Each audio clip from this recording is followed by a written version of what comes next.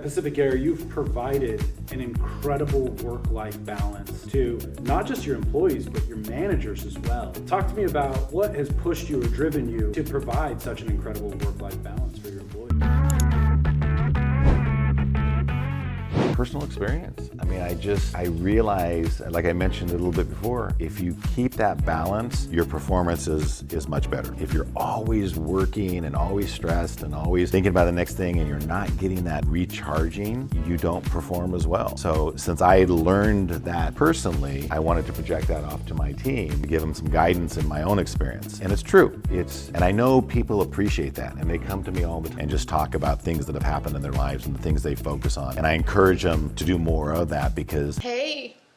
Hi, how is it? It's amazing, but wait, can you talk for a sec? At the end of the day, I'll use an example about, and I forget the different names of all these new generations, Z's and X's and whatever they are. Whoa, whoa, whoa, whoa, whoa, whoa, whoa. Some of the younger people that have come to work for us, some of my other entrepreneur friends have struggled with the new personality of the new workforce because they're distracted, they're on their phones, they're doing this, they're doing that. I reminded them is if you give them clear direction, some of these young people, they can do in 4 hours what takes my generation 12 hours to do. So at the end of the day, if you can get it done in 4 hours, let's celebrate. And they've done a good job of balancing that out. So anyway, it's just when I see that, I realize performance time is so much more important, and it's easier to do when you have life balance. And when you're happy, you got good things happening outside of work, then you bring good things into work. And then all of a sudden the whole environment at work is more of a positive family, celebration going on. So Wax on, right hand. Wax off, left hand. Wax on.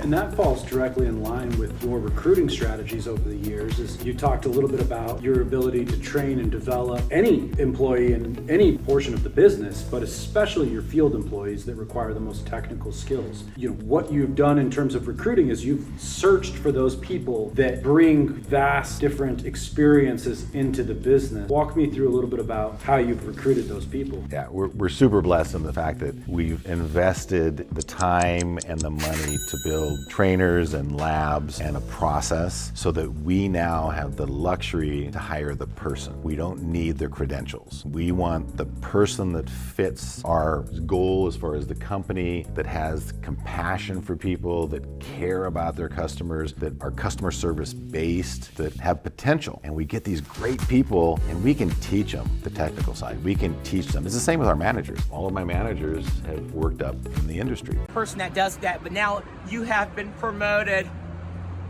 You are now one of my elite employees.